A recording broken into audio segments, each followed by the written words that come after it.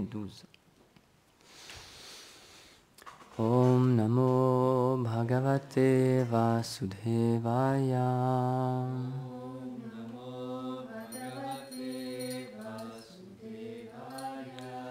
Om Namo Bhagavate Vasudevaya.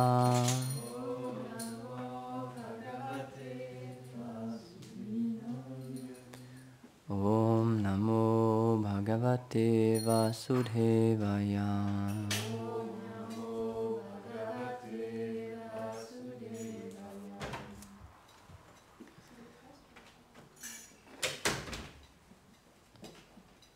Gourdev, il a lu le 11, il a lu le 10-11, c'est moi qui les ai lus. On a fait une classe entre temps. Et il a lu ça du coup? Ah, pardon. Ah mais oui, je faisais l'article. Donc verset 13, pardon. Sashta kurvanti mam savyam dakshinam pashavo pare vahamscha purusha vyagra laksha yerudato mama. Traduction. Ô tigre parmi les hommes, les animaux domestiques comme la vache passent à ma gauche, alors que les animaux inférieurs comme l'âne passent par ma droite, ce qui est de très mauvais augure.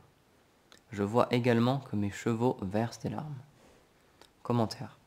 Lorsque des signes de mauvais augure apparaissent, les choses s'inversent.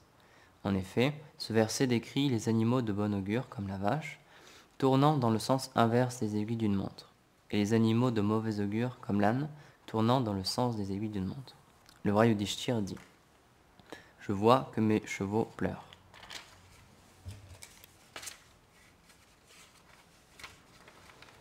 Om Gyanatimirandasya Gyanam Jalam Shalakaya Chakshurmilitamina Tasmai Shri Gurave Namaha Shri Chaitanya Manobhishtam Stapitam Jena Bhutale Svayam Rupam Kadamaya Dadati Sva Parantikam E Krishna Karuna Sindhu Dinabandhu Jagatpate Gopesha Gopika Kanta Radha Kanta Namostute Tapta Kanchana Gorangi Radhe Vrindavaneshwari Vrishabhanu Shuti Devi Pranamami Hari Priye Vanchakalpa Tarubhyascha Kripa Sindhu Vyaevacha Patitanam Pavanebhyo Vaishnavebhyo Namo Namaha Jaya Shri Krishna Chaitanya Prabhu Nityananda Shri Advaita Gadadhar Shivasadi Gaura Bhakta Vrinda Hare Krishna Krishna Krishna Hare Hare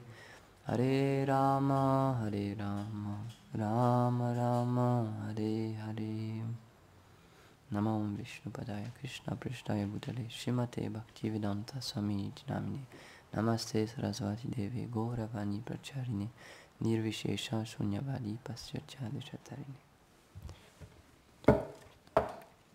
Donc on est toujours dans les présages de mauvais augure, comme on peut voir.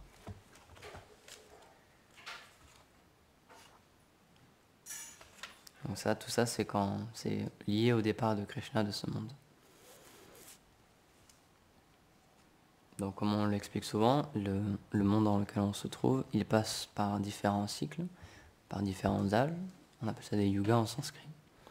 Et à chacun de ces âges, il y a correspond un comment on peut dire ça, une mise en place, un environnement particulier, des qualités particulières parmi les êtres, et la nature agit d'une certaine manière aussi.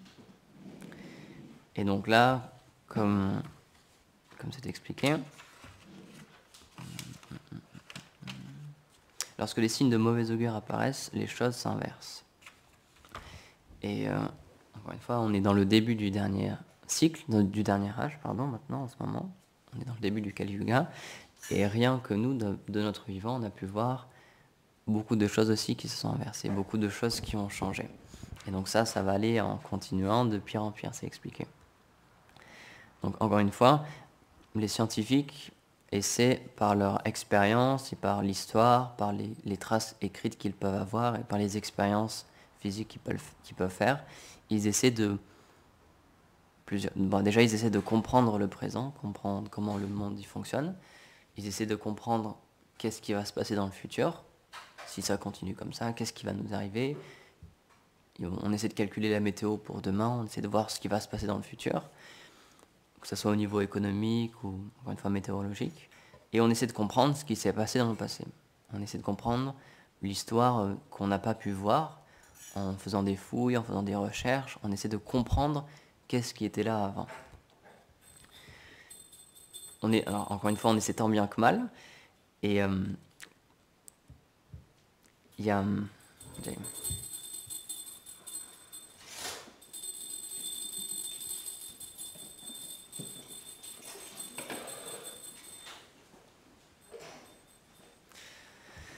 Donc encore une fois, on essaye tant bien que mal de comprendre ce qui s'est passé et ce qui se passera. Mais les écrits védiques nous expliquent déjà tout ce qui s'est passé et tout ce qui va se passer. C'est déjà tout expliqué ici. Donc ça peut être difficile à comprendre.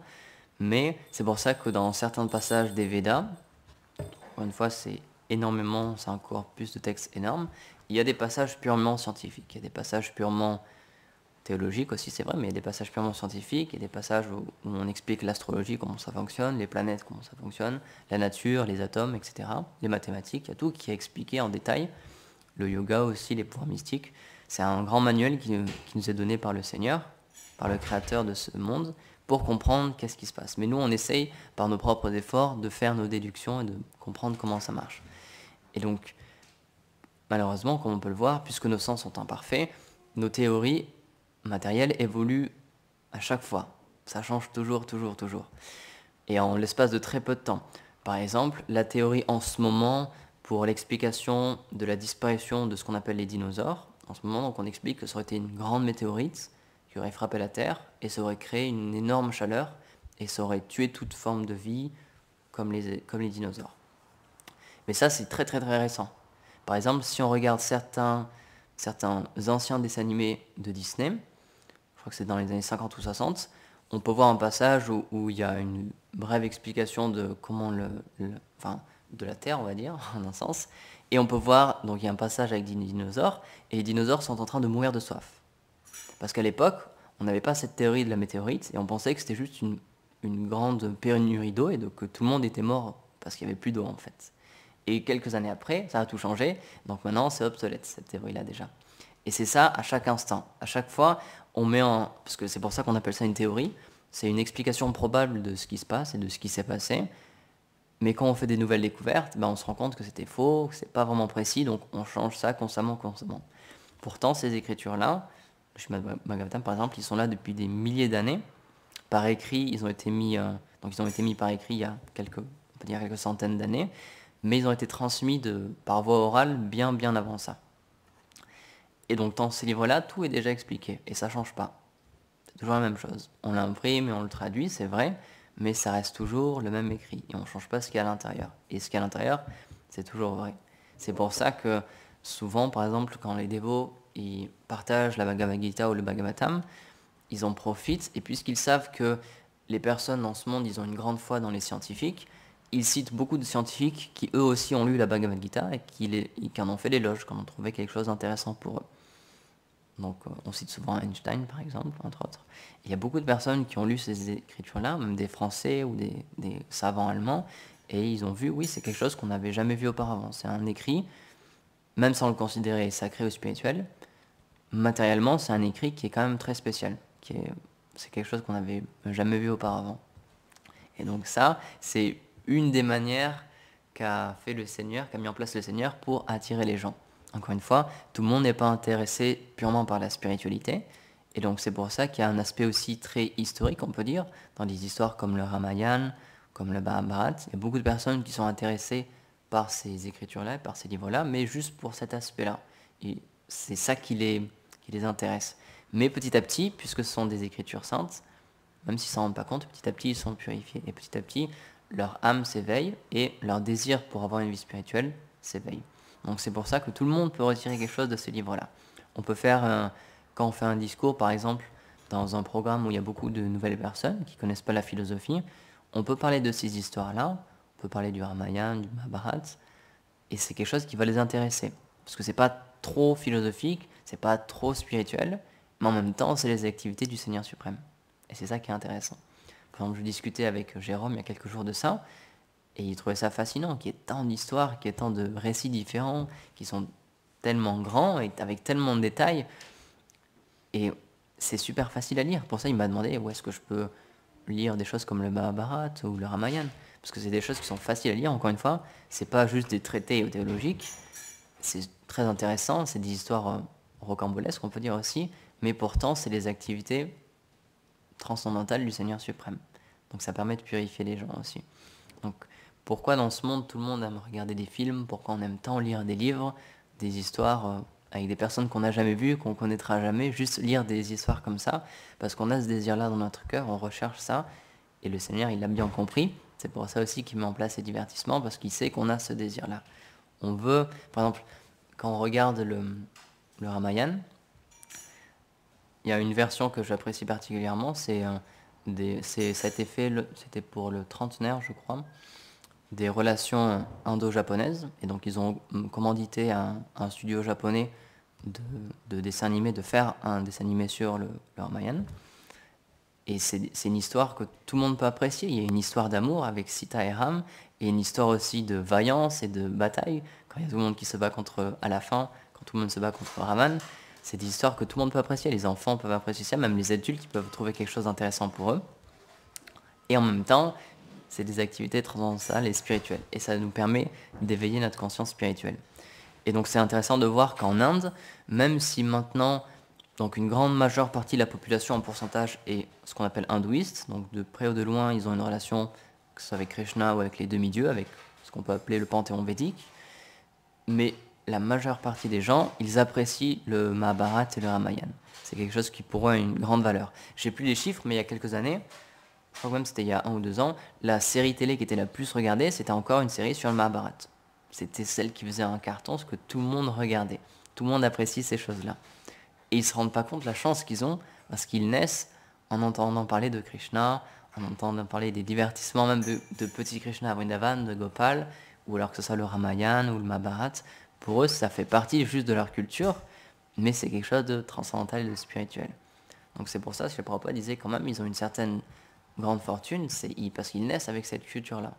Donc ils ont, dès le départ quand même, ils ont en plus par rapport à nous occidentaux, où on a besoin d'acquérir cette connaissance, on a besoin de chercher. Eux, ils naissent directement avec ça. Donc c'est pour ça que même si l'Inde en ce moment, elle copie énormément sur les États-Unis, et il y a vraiment un fort développement à ce niveau-là, et au niveau de la culture aussi, on essaie beaucoup de se caler sur ce que font les Occidentaux, il y a quand même une base qui est très spirituelle. Même si ça peut paraître difficile de voir ça au premier regard, ils ont quand même, c'est une essence particulière de l'être en Inde quand même. Et encore plus des personnes qui naissent sur le lieu saint. C'est pour ça que les Vaishnavas expliquent, surtout les personnes qui naissent sur ce que nous on considère le lieu saint, comme Vrindavan, Mathura, que ce soit aussi Jagannath Puri, etc., Navadvip. Tous les Indiens qui vivent là, il ne faut pas les considérer comme des personnes ordinaires. Même s'ils font des choses que nous, en tant que Gaudiya Vaishnava, on ne ferait pas, il faut pas les offenser, il ne faut jamais les considérer comme des personnes ordinaires. Les Védas nous expliquent que, par exemple, le Seigneur fait preuve de miséricorde, et les personnes qui sont des impersonnalistes et qui pensent être Dieu et qui offensent Dieu de cette manière-là, Krishna leur montre sa miséricorde en les faisant naître sur le lieu saint en tant que pierre. Donc même les pierres qui sont sur le lieu saint, c'est des personnes spéciales que Krishna a choisies. Donc il faut vraiment faire attention. C'est pour ça que quand on fait parigramme, c'est pas évident parce qu'on marche par terre avec nos pieds et on marche sur ces personnes-là aussi. Donc il faut vraiment avoir une conscience particulière pour pouvoir être dans ces lieux-là. Et je pense que tous les dévots qui sont allés en Inde, ils peuvent témoigner de ça. C'est des endroits particuliers et c'est pas nous qui décidons d'y rester.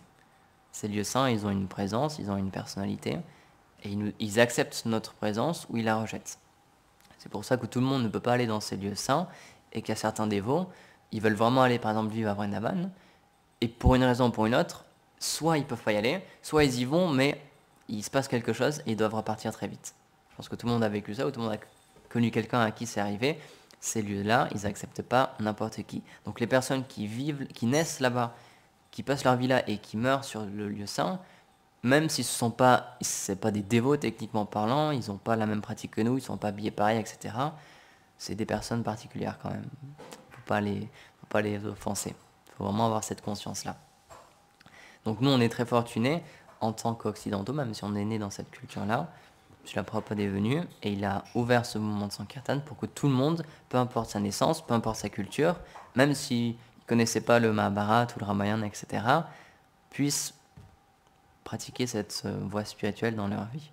Et Srila Prabhupada, il avait expliqué à un de ses disciples que pour certains d'entre eux, c'était Srila Prabhupada qui avait créé leur propre Sukriti. Il les avait mis en pouvoir pour qu'ils puissent juste recevoir cette connaissance-là et qu'ils puissent pratiquer cette vie spirituelle. Donc les acharyas sont très très très puissants. Même les personnes qui, techniquement parlant, ils n'étaient pas qualifiées pour comprendre ou pour avoir un goût pour cette vie spirituelle, parce qu'ils l'ont désiré, parce que c'était le désir du couple divin, alors ces personnes-là, elles ont été connectées et leur vie a changé. Donc, encore une fois, un des messages qui est très important dans notre philosophie, et Srila Prabhupada le rappelle dans le nectar de l'instruction, et dans le nectar de la dévotion aussi, il ne faut pas, même si par exemple les personnes qui naissent en Inde, c'est vrai, elles sont spéciales, en même temps, il ne faut pas les considérer comme supérieures à des personnes qui peuvent naître, à des dévots qui peuvent naître en Occident. Et il l'expliquait bien dans le commentaire du verset qu'il faisait. Il expliquait, certaines personnes, donc à son époque, ils critiquent notre mouvement actuel et ils disent que nos sannyasis, les personnes qui reçoivent nos initiations, les personnes qui reçoivent l'initiation brahmanique, ne sont pas qualifiées et ne sont pas considérées comme des brahmanas ou comme des sannyasis. Et ils pensent au contraire que c'est juste une naissance et que c'est juste quelque chose de matériel et que c'est seulement si on est dans une famille brahmanique qu'on peut avoir ces qualités-là. Et donc il a expliqué, c'est complètement faux. La base de notre philosophie, c'est qu'on n'est pas ce corps, et le corps qu'on a en ce moment, c'est juste dû à notre karma, dû à nos activités passées. À cause de telle ou telle activité pieuse ou activité impie, on a tel ou tel corps, on est dans telle ou telle famille, avec une situation particulière, avec des capacités particulières aussi, mais ça, encore une fois, c'est pas nous. C'est juste quelque chose qui nous recouvre, mais ça n'a rien à voir avec notre réalité. Et on peut avoir à un certain niveau cette expérience-là dans la rue. Par exemple, quand on distribue des livres, tous les dévots expliquent qu'il ne faut pas essayer de juger la personne et se dire je pense que cette personne-là, elle peut prendre un livre et ça va l'intéresser, ou cette personne-là, elle est pas du tout qualifiée, elle va jamais prendre cela, elle est trop mal habillée, ou alors ça va jamais l'intéresser. Il faut vraiment pas penser ça, parce qu'encore une fois, tout ça, c'est juste des choses qui nous recouvrent. Et si personnellement, j'en ai eu l'expérience, et si on demande à Soudam ou Maharaj, à toutes les personnes qui ont distribué des livres, parfois on est tellement étonné par les personnes qui prennent des livres, on s'est dit, mais si on l'avait vu cette personne, on se serait dit, mais jamais elle aurait pris un livre, jamais ça leur intéressait. Pourtant, elle avait assez de Sukriti pour prendre un livre. Donc on ne sait vraiment pas qui est qui, on ne sait vraiment pas qui va être intéressé, qui va être qualifié. Donc c'est pour ça qu'il faut essayer de donner ça au plus de monde possible, sans discriminer. Parce qu'encore une fois, on peut avoir des surprises.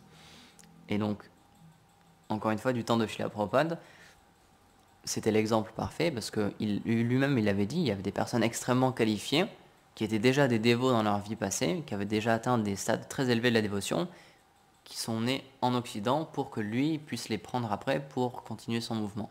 Donc c'est la même chose maintenant, et comme l'explique Gurudev souvent, petit à petit la mission elle grandit, et dans le futur, cette chose-là va arriver aussi. Il y a des personnes qui vont venir chez nous, qui vont venir dans cette mission, et qui seront déjà qualifiés, qui étaient déjà des Vaishnavas dans leur vie passée, et qui vont juste reprendre leur service de dévotion, et qui vont aider dans cette mission. Donc, dans 99% des cas, ils vont être nés en Occident. Ça va être des Français ou des étrangers, mais des personnes qui sont nées en Occident. Mais pourtant, c'était déjà des dévots dans leur vie passée. Donc encore une fois, c'est extrêmement difficile, voire même impossible, sans être soi-même une âme réalisée, de comprendre qui est qui, et quelle personne il y a dans le corps de chacun, et quel avancement spirituel il a déjà fait, et jusqu'à où il peut aller dans cette vie, et quelles sont ses capacités, quelles sont ses dispositions, quels sont son goût aussi. Donc encore une fois, c'est pour ça que les Vaishnavas nous demandent de rester humbles, et de considérer tout le monde comme plus élevé que soi dans le service de dévotion, parce qu'on ne sait pas qui est qui réellement. Et comme Gurudev l'explique, il cite Vishwanath, c'est un point qu'il aime beaucoup citer.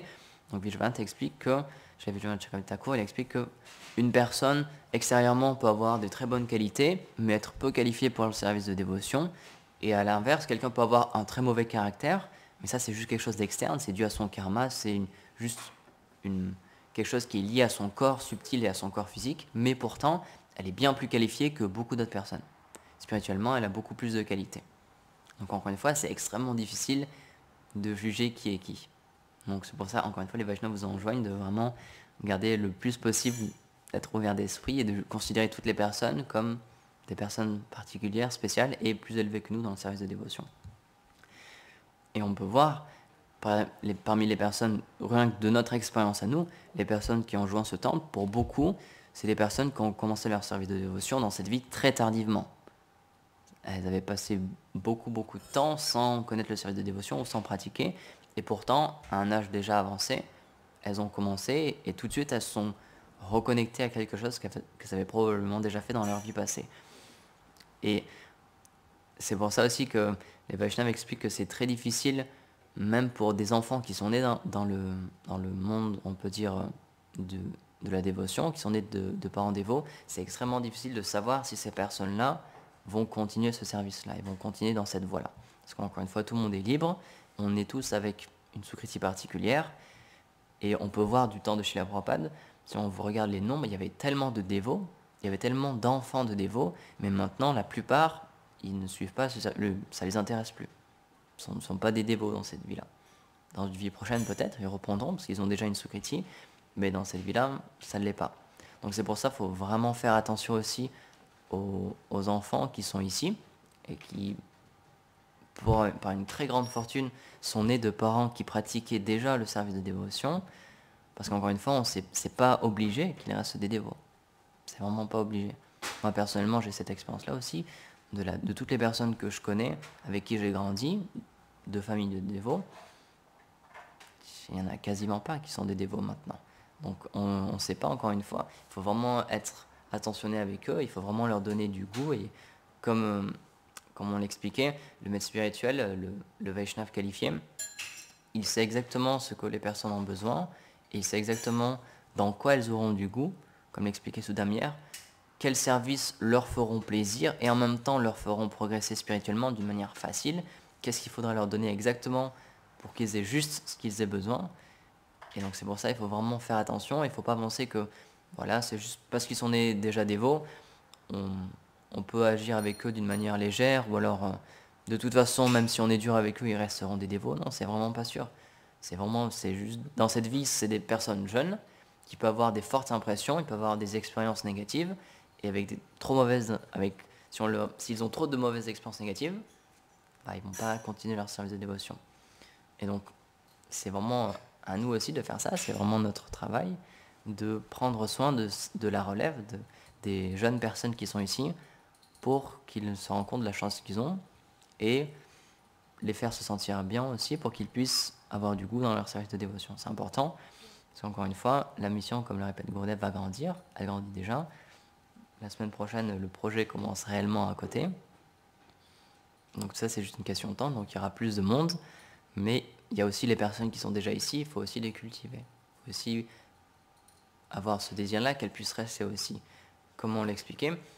Puisqu'ici c'est un lieu saint, c'est particulier, donc c'est pas tout le monde forcément qui peut rester ici aussi, à vivre physiquement dans le monastère. C'est quand même une miséricorde particulière aussi. Donc même les personnes qui sont ici, comme l'explique Gurudev, on ne sait pas qui peut partir, même après 5 ans ou 10 ans ici, tout le monde peut partir. Donc il faut être aussi attentionné avec les dévots qui sont ici, et comprendre que c'est pas nécessaire qu'ils restent. Mais en même temps, c'est une mission particulière dans le mouvement de Sankirtan, donc c'est une miséricorde particulière aussi, donc on est très chanceux d'être là, donc il faut avoir conscience de ça et avoir ce désir-là, même si on comprend que tout le monde est libre, tout le monde peut partir à n'importe quel moment, on peut avoir ce désir-là aussi dans notre cœur, et c'est légitime de vouloir que le plus de monde possible reste ici, parce qu'on comprend à quel point c'est spécial, à quel point on est fortuné. Et comme font Maharaj et Soudam, et Shesha Prabhu aussi, et tous les dévots qui distribuent des livres, on peut donner envie aux gens de venir ici, de visiter, de se rapprocher, d'avoir une connexion avec ce lieu saint, parce qu'on se rend compte que c'est particulier, on se rend compte que c'est spécial. Et c'est intéressant aussi de voir, ça arrive rarement, mais ça arrive aussi, de voir des personnes dans la rue, de rencontrer quand on distribue des livres, des personnes qui ont déjà connu les dévots, soit à travers d'autres livres, quand les disciples de Prabhupada et quand le mouvement de Prabhupada distribue des livres, ça arrive de rencontrer des gens qui connaissaient déjà cette philosophie, et ça fait plaisir de voir que ces livres-là, ça les reconnecte, et ça leur redonne un intérêt. Ça m'est déjà arrivé, des personnes dans la rue avec qui on discute, et à qui on distribue une Bhagavad Gita, et qui disent « Ah oui, moi je l'ai déjà lu, ou j'ai déjà reçu », et on comprend que c'est la Gita de Prabhupada, et on voit que ça leur redonne un regain d'intérêt. Par exemple, Soudain m'avait partagé une belle histoire aussi. Il a rencontré dans la rue une dame qu'il avait rencontrée il y a très longtemps, et qui venait plus, et qu'on n'avait pas vraiment de nouvelles, qui venait au Mantra Yoga avant. Et quand elle a vu qu'il avait des nouveaux livres, bah, ça l'a réintéressée quand même, et du coup, elle lui a acheté ses nouveaux livres. Même si elle avait déjà des livres d'avant, qu'on lui avait déjà donné avant, quand même, ça lui a donné envie de se reconnecter aussi. Donc encore une fois, on ne sait pas qui peut revenir et qui peut se reconnecter. Il y a des dévots dont on n'entend pas parler pendant très longtemps, et puis au bout d'un moment, ils reviennent. Donc encore une fois, tout ça, c'est aussi Krishna qui agit dans le cœur en tant que Paramatma. Donc on ne sait pas qui peut repartir, on ne sait pas qui peut revenir aussi. Donc il faut toujours être ouvert, et c'est pour ça que c'est notre service aussi, en tant que monastère, de pouvoir accueillir des gens, de pouvoir, donc, déjà avec des retraites, évidemment aussi, ponctuelles, mais aussi d'avoir de la place, et c'est pour ça que c'est très très cher au cœur de Gurudev, d'avoir de la place pour que d'autres personnes puissent venir vivre ici aussi. C'est quelque chose qui lui est très cher, c'est une des raisons aussi pourquoi on est en train de faire tout ça à côté, c'est pour qu'il y ait du monde qui puisse venir.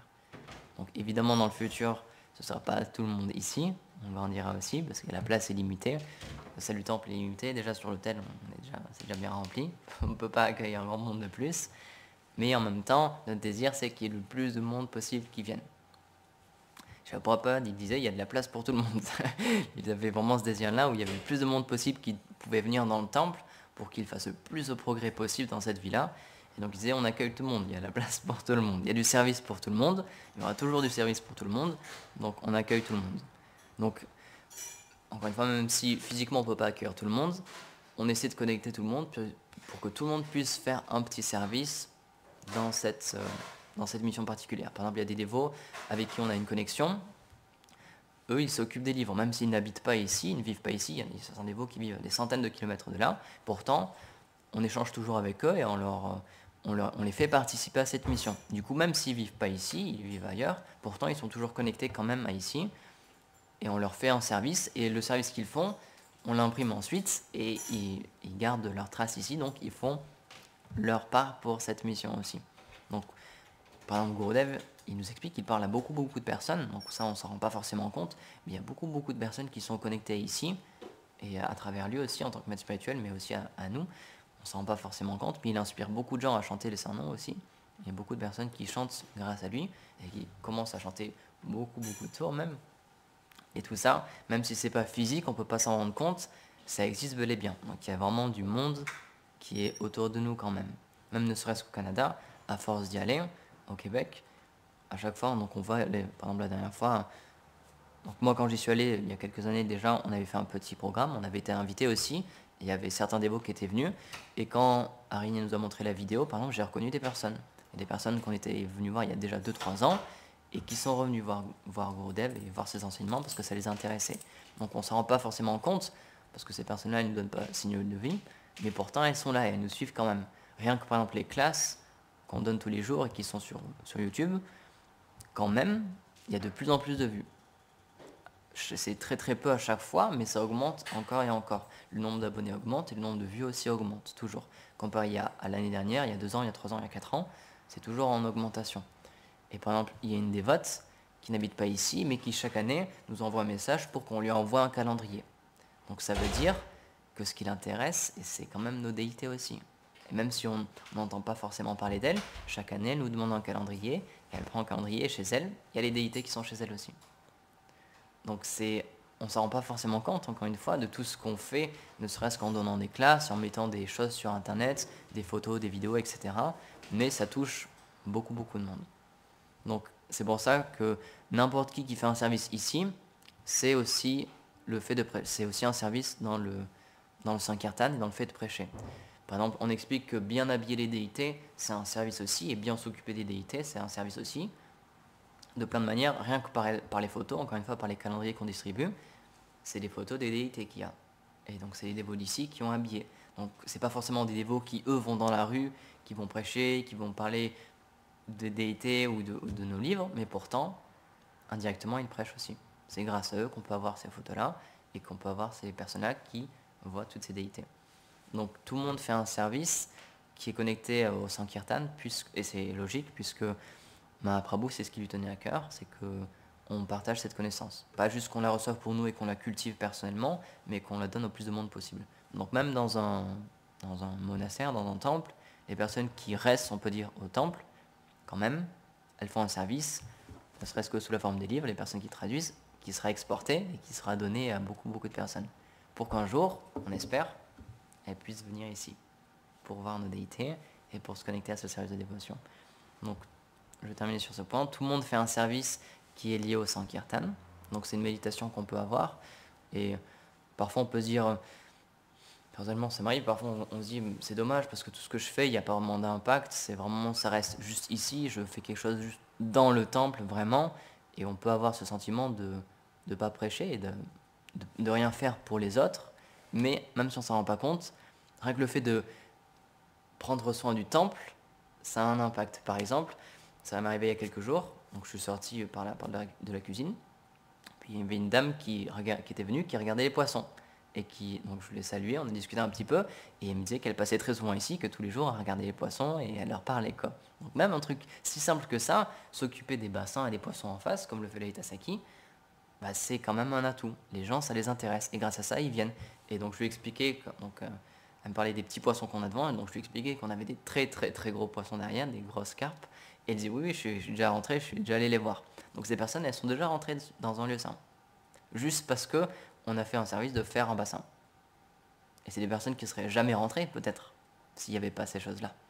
Elles sont pas rentrées dans la salle du temple, mais elles sont quand même rentrées, elles ont quand même fait pareil crème, parce qu'elles sont quand même rentrées sur un lieu saint. Donc n'importe quel service, même s'il peut sembler tout simple, bah, ça permet de connecter les gens quand même au service de dévotion. Donc ça, c'est la miséricorde de Mahaprabhu, que de n'importe quelle manière possible, Krishna, il attrape tout le monde au bout d'un moment, et il les fait se connecter au service de dévotion. De manière plus ou moins cachée, on peut dire. Donc voilà, je vais terminer sur ce point. Est-ce qu'il y a des questions, des commentaires? Jai Srimad Bhagavatam ki jai, Srila Prabhupada ki jai. Vraiment.